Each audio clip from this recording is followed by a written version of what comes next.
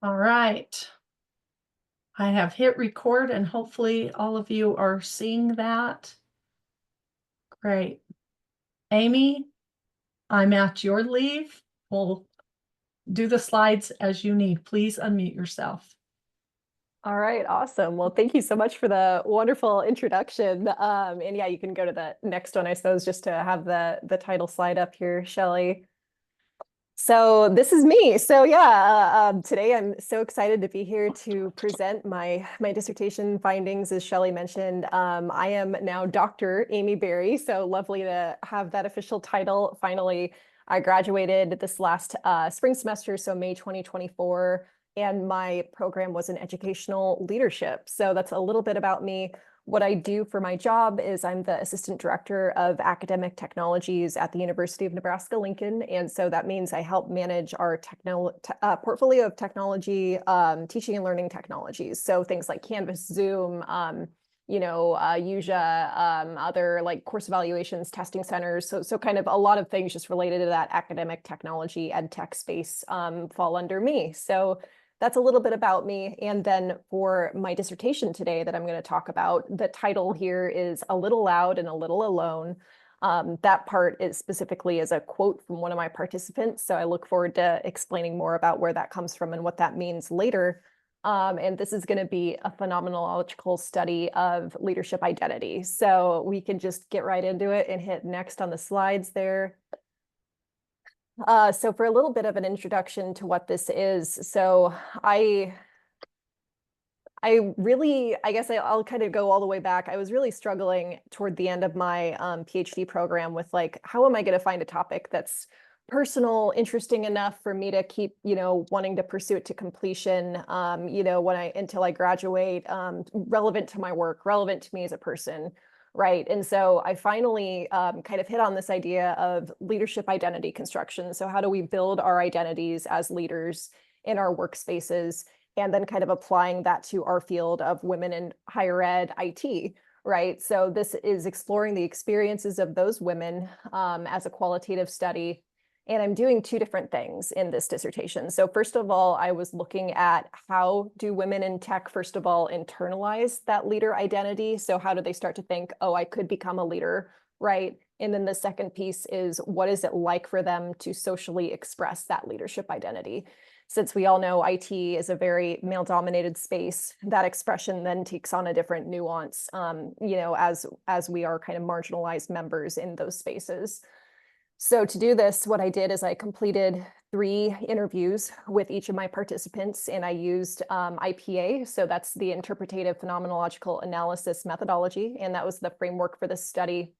And so for the outcome, which I'm looking forward to sharing today, is I created 5 group themes, and these really kind of represented those cross-cutting patterns of all participants that helped summarize that experience. So first of all, before we get that far ahead of ourselves, why does this matter? So hit next, please. And I think these charts are extremely telling of why this does matter. And I think that this shows a lot of that marginalization that I was talking about a little bit ago. So as you can see on the left chart, so when it comes to IT staff, women, even in this day and age, right, we're only making up a mere 25% of the IT staff in spaces. And then as leadership positions increase, the number of women decreases. So when it comes to CIOs, women are only 23%, CTOs, 14%. So the number of women is decreasing in those leadership roles. And this is problematic, right? It shows that we need to reduce barriers. It shows that there need to be more opportunities for women. And the way that we do that is more research, right? And so specifically, there is a big gap of scholarly knowledge around the experiences of women in higher ed IT. There's definitely more women in IT research than women in higher ed IT research. And so it's a field that needs more academic contributions in that way. So if you hit next. So that goes into the purpose. The purpose of the study, as I just kind of was talking about, it was to explore the experiences of women in higher ed IT with their leadership identity construction to help inform what else is needed, right, in this field to increase the number of women leaders in these spaces. I will note too for you also, this concept of this leadership identity construction, it has not yet been studied up until this study with women in higher ed IT settings. So I was very proud to kind of be launching some novel work in this space. And then again, as I talked about before, the two key aims. So I was looking at that process of claiming that identity and then the social process of expressing the identity. So next slide. All right, so let's get into some fun academic background here. So I'll talk a little bit about my theoretical framework that kind of aligned with this. So first of all, I relied on the work of Deroux and Ashford. So in 2010, they launched their theory of leadership identity as a social process. And so this is an image reproduced from that 2010 study. As you can see with the kind of series of arrows on the left, it's a process of claims and grants that kind of gets larger and larger. Right. So it starts off with this individual internalization. So first the person realizing, oh, hey, I could be a leader, right? Or I'm internalizing the fact that this could be me.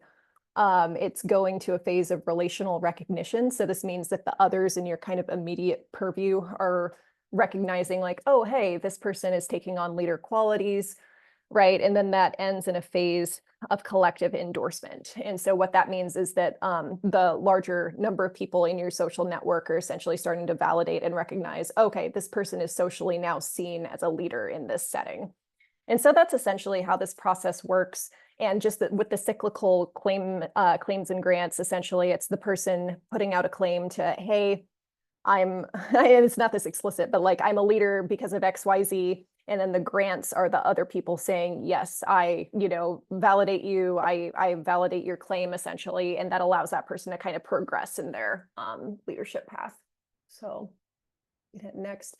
The second piece of what I looked at was identity work. And so this is a topic that was first brought into the literature by Snow and Anderson in '87.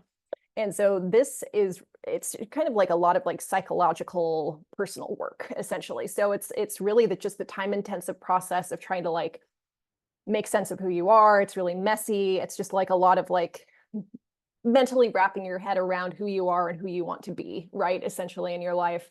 So this can include things like trying on identities, disregarding parts of yourself that you think no longer fit into who you want to be in the future, right? Trying to identify the stories that you want to tell about yourselves as you kind of construct your narrative. And this is also correlated with the concept of performativity. So Erving Goffman in 1959, really famous sociologist, he had this book, The Performance of Self in Everyday Life. And it's all about that idea of dramaturgical presentation, essentially. So we are performatively crafting our appearance, our identity for, again, like who we want to be, right? We're arranging ourselves, our environment, choosing the right people, the right words to kind of put on this public presentation of who we want to appear to be. So it's very kind of closely linked with that idea. As for the lit review, so I went through and I looked at the women in IT literature, so kind of all of those topics that I won't read through up above.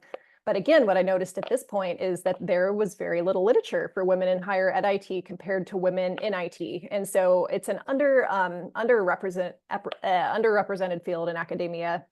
One of the topics I really found interesting, though, was this prejudice against women leaders. And so this is where I had a chance to learn about the double bind.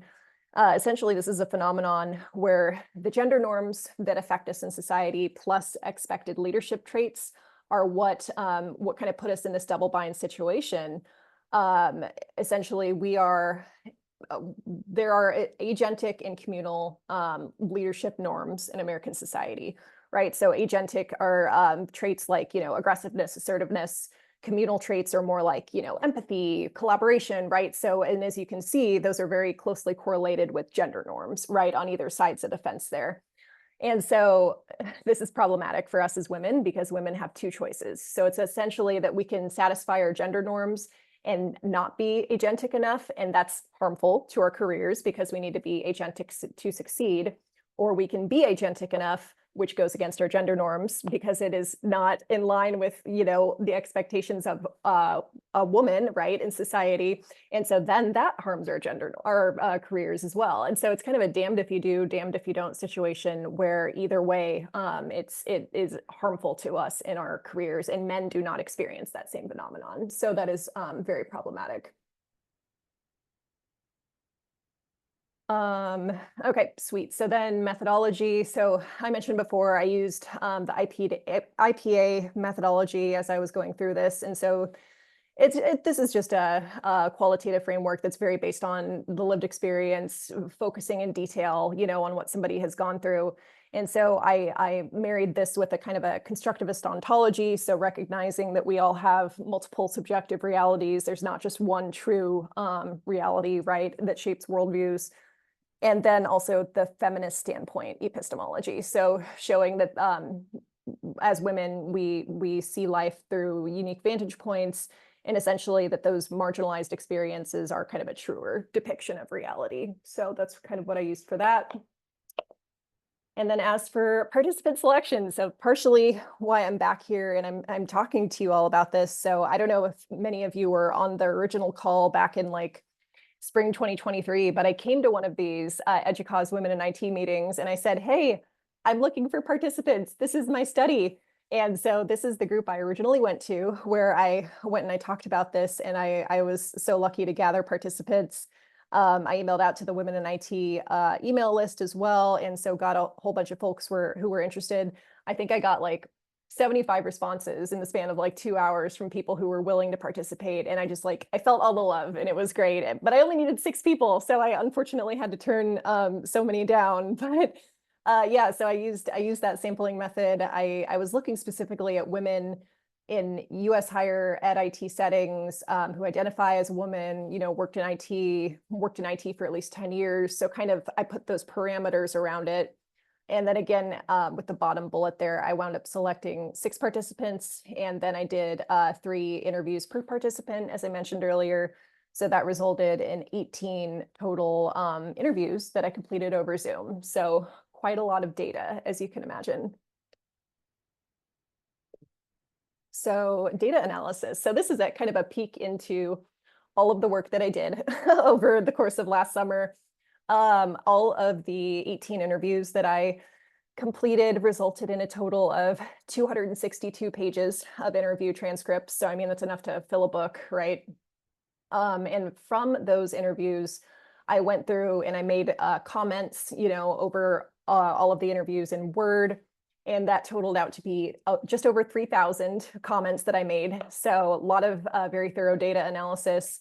That reduced down to just about 900 experiential statements, reduced that down further into about 94 personal experiential themes, reduced that down further into the 5 group themes that I mentioned. So a lot of clustering. I used a kind of Word and Excel and some macros that I came up with to kind of make the process easier, because there's not a lot, I don't know, there wasn't really a way in the Max QDA, you know, some of the stuff that's out there to really do the type of coding that I was doing with this. So that was kind of an interesting method that I had to come up with on the fly. But yeah, so that's everything I did for my data.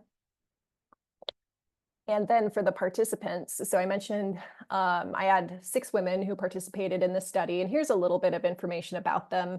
I have just a screenshot here from my study with pseudonyms, kind of the institutional status, right? So like public or private, research or teaching, years in IT. So just kind of some of the basic demographics of who I talked to.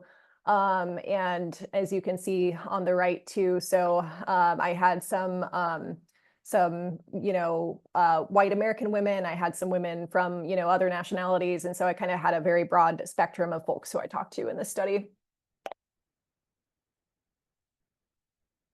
Now for the fun part. So this is overview of findings. So these are the 5 themes, you know, that I came down to as I reduced and finally got to that point of all of the themes for the study. And I'm going to go through in the next few slides and kind of talk through a little bit more about what each of them meant.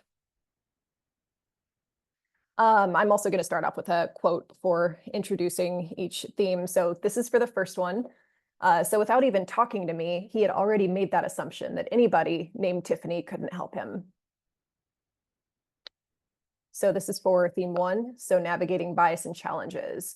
So this was probably the biggest theme if I'm going to attempt to quantify, I don't know, the number of, comments, I guess, that made up each theme. But what I found really interesting in this is bias has such a huge impact on our personal identity, as we're trying to make sense of who we are.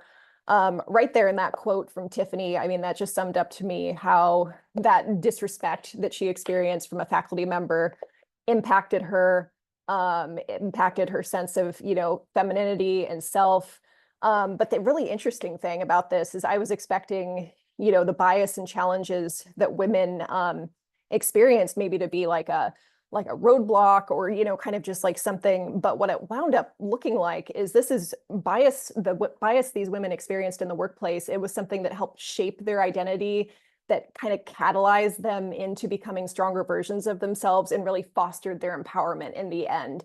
And so the women in the study wound up talking about all of these amazing ways that they overcame their bias and challenges by just kind of focusing on ways that they could be strong and assertive and advocates for themselves. And that was so fascinating to me.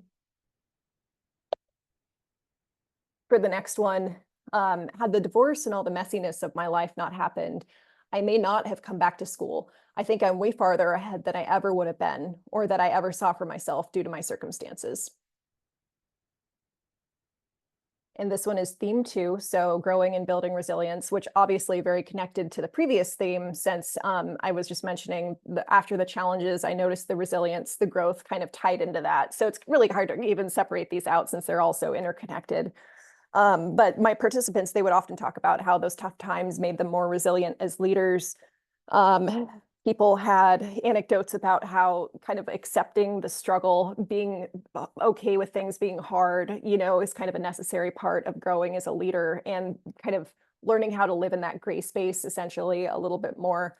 But things that helped with this, including being willing to try on new traits that you see in the leaders around you that you think you can incorporate into your sense of self, getting feedback, getting promotions that help tell you you're on the right track, right? But essentially, it's just resilience to me with these women was perseverance. It's finding ways to advocate, turn challenges into opportunities, and to kind of just keep going forward. I check off that I'm holding meetings, but I have a more personal conversation with each employee, whether it's a man or a woman. How are you doing? So this is for theme 3, so cultivating meaningful and nurturing connections. So relationships, this is all about relationships, which was a huge part of the themes and experiences for my participants. Many participants talked about these concepts of open doors, being vulnerable to others, being vulnerable and open to talking with others on a personal level. And there were many types of social opportunities that the participants spoke about. So everything from professional networks, so things like what we're doing today, right, to mentorship and supportive communities, and even the personal, one-on-one relationships, right? So relationships can happen in any form, and they're just the keys to the kingdom, as one of my participants said. And these things are cultivated through what we do, and they are critical to women in IT being able to kind of make it to the next rung in the ladder, right, in their leadership journeys. So this was huge. A lot of my personal life, I definitely do merge in. I feel like it lets people know where I am. So another great quote from Tiffany there. This theme is all about kind of building yourself up. What I discovered here is that really just like gaining a greater sense of authenticity for the self was critical to these women as they were becoming leaders. So Tiffany, she really talked a lot about blurring the lines and how it was only as she begun to merge her home and work identities and become kind of one cohesive person that didn't have as much space or boundaries between those two senses of selves, that she had that increased sense of well-being, increased sense of satisfaction. And I also had 2 other participants talk about that same thing. So I thought that was really interesting. Yeah, I mean, essentially just like that sense of like embracing one true core self identity was correlated with happiness. And yeah, so overall, I would just say this authenticity piece, it's really connected to embracing oneself, and that is connected to being able to influence with more of a sense of personal integrity. So, all right, this is the last one. So I have no problem with it, with being female and being out there. You kind of have to, be ready to be loud, I guess, and alone a little. So of course, that's where the title comes from for this dissertation. And so this final theme is all about solidifying your perspectives and practices as you grow as a leader. And so, I mean, these women, they just all talked about how it's really an art of continuous self-reflection, I don't know, like tweaking who you are, right? Being kind of responsive and adapting as needed as you start to kind of firm up your leadership perspectives in your career. And this takes a lot. I mean, it takes self-awareness, being open to change and feedback, personal power, right? Being okay with who you are and where you are. Several participants talked about needing to use humor, right? And lightheartedness at work because it's, yeah, it's such a challenge sometimes to just be fully accepting of like, okay, we're here. I'll take what you're giving me, right? And so you got to do that with a smile on your face. But one of the other participants too mentioned the concept of I don't know. And so I love this so much because she talked about essentially how having a learning mindset and being okay with saying like, I don't know the answer to that question, but let's figure it out. And coming at things with that perspective rather than feeling like you have to always know all the answers, you have to always pretend like you know what everything means or what everything is, that's been a much healthier worldview for her to have. And that was amazing. A couple of other participants too talked about that, not in so many words, but kind of a very similar phenomenon and how they became more open and okay with not knowing all the answers as they felt stronger as leaders in their career. And I thought that was very powerful. But I mean, overall, you'll see in this theme, as all of the other themes kind of just congeal and combine into each other, right? Like you can't have relationships without authenticity, which takes resilience. And then that's informed by our experience with biases. So they're all kind of combined together into this point of like evolving self-realization where they all exist in this space together. And I wouldn't describe this as like a linear process either. It's like multiple things of these themes could be happening at the same time. It's just, a very messy, nonlinear thing, but such is becoming a leader, right? Like it's not a very easy, like 1, 2, 3 prescriptive thing. So you can go to the next slide. So what I tried to do in chapter 5 of this dissertation is I came up with some very clear recommendations for IT organizations and for women because I was hoping that for groups like this, maybe, or others, this could be more of a clear, like practical guidebook of, okay, here's some things that I would recommend that was helpful for the participants in my study that might be helpful to you. So for IT organizations, I suggest, first of all, professional development content for women specifically. I think all of the women in my study, they said, hey, like I haven't ever had specific PD tailored to me as a woman, right? It's always this very gender neutral professional development that doesn't acknowledge the experiences of women specifically. So that would be great. I would love to see, cultural communication training. That's something that came out of this. Really just anything in general to show women's current challenges. Because I think another takeaway of mine was that this post-feminism myth is still very much a thing in society, people thinking, oh, there's no longer any need for, feminism, women have succeeded, right? We're past that, but that is absolutely not true because otherwise I wouldn't have had a need to do this dissertation, right? So women are still experiencing challenges that, men don't necessarily experience in the workplace, right? And so I think that just kind of raising awareness to that in any way is helpful. One way to do that too is creating very, inclusive social opportunities where women feel welcomed that are kind of, the opposite of those good old boys clubs, right? That we hear about that are very exclusive. So yeah, informal social opportunities. And then also just senior leaders in IT really need to realize the impact of their validation and support because as women are going through that identity work phase, they're going to need validation. They're going to need to look around and see the traits of the mentors they respect, right? And try to find ways to incorporate those into their own leadership style, as they are growing as leaders too. So next slide. And then for women in IT specifically, so as I was kind of mentioning, and I think slide 4 of theme 4 of the past slides. So first of all, women in IT should consider integrating their life identities. So that was a surprise thing that came out of this dissertation that I wasn't expecting, but just that phenomenon again, that women seem to have a sense of well-being, right? That happened when their identities were not separate and when they really blended in those work and home identities. So that was awesome. A strength mindset, strength framework of embracing strengths. This is going to sound silly, but I also even noticed it's the way we dress can really be linked to building confidence. So people in my study, they talked about, oh, I love to wear bright colors, or I love scarves that make me happy. And that is, I think it's a very underrated but important thing, right? That just whatever you're wearing, to know that that can increase your sense of power and authenticity, right? Women in my study talked about how it was important for them to react to disrespect with verbal and nonverbal communication strategies in meetings, or in the workplace when those happen to them.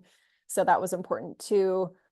And then I guess I'll just kind of end with that I don't know or learning mindset over the need to constantly prove yourself. So a lot of the women would talk about how when they were early on in their career, they often felt the need to prove themselves, right? Or kind of, as I alluded to earlier, like act as if they would know all the facts, right? But being able to feel the strength to get beyond that and to say, I don't know, and that's okay. That was huge. So. Amy, question here on this Yes, one where you say speak up or do something, and do you mean do not just accept I disrespect? do. That is a typo. Okay. I read it like 3 times and I'm like, I'm not sure what she meant here. Yep, that is a typo. So, which is not good because I used this for my dissertation defense, but oh well, nothing's perfect. I'm sure there's typos in my dissertation too, right? So, and I don't care because I'm done. I know exactly. So, all right. So just some more. So these are kind of thoughts, directions for future research. I had lots of ideas at the end of this too. I feel like a larger quantitative study, would be a great direction, something where folks could, go in, use maybe some of my themes as codes, to look at the larger women in IT population and think, well, I guess kind of what I'm saying is realize if what I'm doing here is generalizable to a larger population of women in IT. I think a study more about what I was just talking about with those, well, let's see, I'm going to jump down maybe a little bit first. Yeah, well, so kind of 2 things. So personal life situations. So I mentioned a little bit before too. So women who went through tough times in terms of like, divorce, abuse, etc. They felt like they really grew out of those. And so how those situations can be affected to personal growth. Things like identity separation. So I was also just mentioning, okay, there's that sense of well-being. If you have more one consistent identity, well, if you separate your identities, how is that connected with experience, right? So kind of the flip side of that. Experiences of women who leave the IT field, and then women of color specifically with this topic. So these are all thoughts of mine. If anybody is interested in collaborating on a study, I will say, please feel free to reach out. I would love to continue to research in this space with other women who are interested in doing similar work. So those are some of my thoughts. Overall, so insights, reflections. This was just very empowering for me, to show like, okay, there are still very real challenges in the field, right? These are things that I have gone through. I often would find myself doing these interviews and just like nodding along, right? Taking notes like, oh, I know 100% what you're talking about, right? So it was very validating for me. And I kind of had 4 big personal takeaways or thoughts from the study. So first of all is that our negative life experiences and trauma even can make us better leaders by teaching us how to be resilient during those hard times. And so that was really impactful to learn.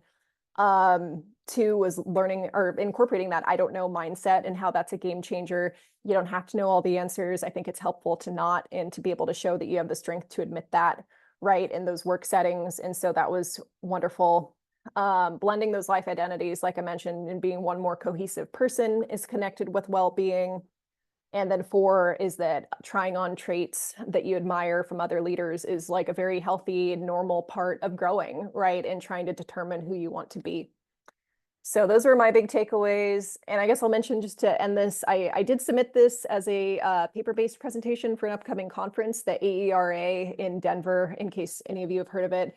So hopefully I get accepted to that. But if not, I'm just going to keep trying to find ways to, I don't know, publish this or get this out there. I'm not sure if I'll try to reduce some of that unique methodology stuff that I did down into like a, I don't know, qualitative methods paper or something like that. But I just want to keep trying to get this out there in any way that I can. So that is pretty much it. So I guess any questions from the audience, please feel free to, I'll mute myself. If anybody has anything, I'm happy to answer whatever you have.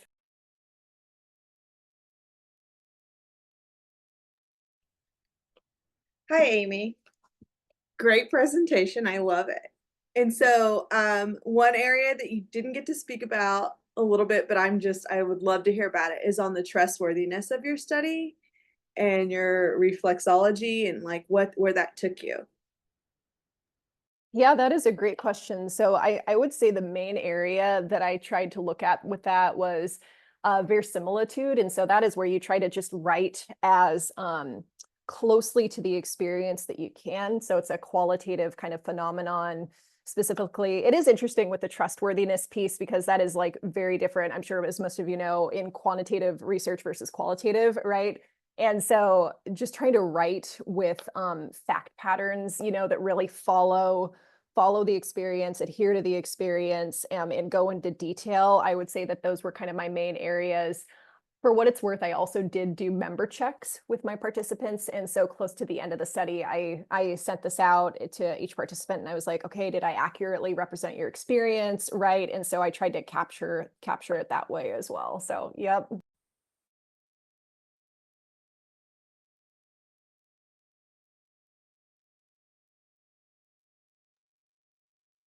I have a question, Amy. I'm wondering, as you did background reading or even in coursework, how many of the themes and the takeaways do you think are also critical to the way that men create their leadership identities? I'm just curious about that. That's a great question. Nobody's asked me that, believe it or not. That's a new question for me. I don't know. I mean, I would love to see Okay. I'd love to see a similar study, maybe now that you're even mentioning that, kind of with men specifically, but I don't know. I wonder like how much some of the like the bias and challenges would come in, because like I mentioned, even with the double bind, right, that women experience as we try to become leaders, like that's not something that men go through. So maybe maybe challenges wouldn't be the primary experience like it was in my study. I don't know. I almost could see like I don't know, like relationships, I think would definitely still be there for men. As I even mentioned with like the good old boys clubs, right? I think that male relationships are very related to their journeys, but I don't know. That's a great question. Maybe I'll need to do a little bit more research and see if anybody's tried to explore that for men.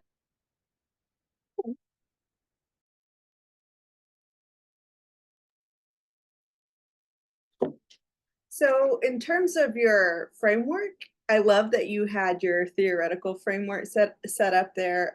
Did you ever consider like a conceptual framework as well, or you knew this from right away in the beginning? This is kind of where you wanted to take your dissertation. Great question. Yeah. So really for me, it was just when I read that DeRue Ashford paper that I was just like, this is it. Like, this is my thing. And so I kind of just went from there. And no, I had thought a little bit about the conceptual framework idea, but for that my understanding of that was more so that that's kind of you creating your version of a theory based off of other people. And I was like, well, I didn't really feel the need to reinvent the wheel with like, my own version of a theory, because I liked this one so much in the way that it addressed what I wanted it to.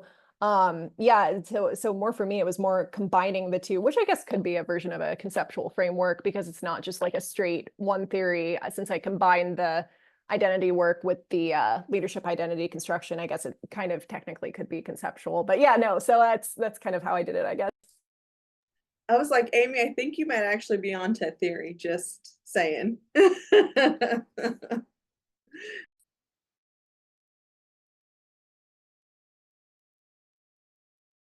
All right, any other comments today? How can we use this information, like in our department, particularly, we have no females in upper management in IT.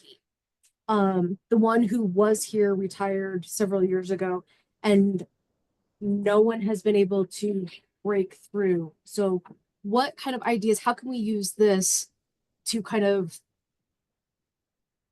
inform our choices going forward to say, hey, what can we do to make things a little bit more equal going forward? That's a big question. I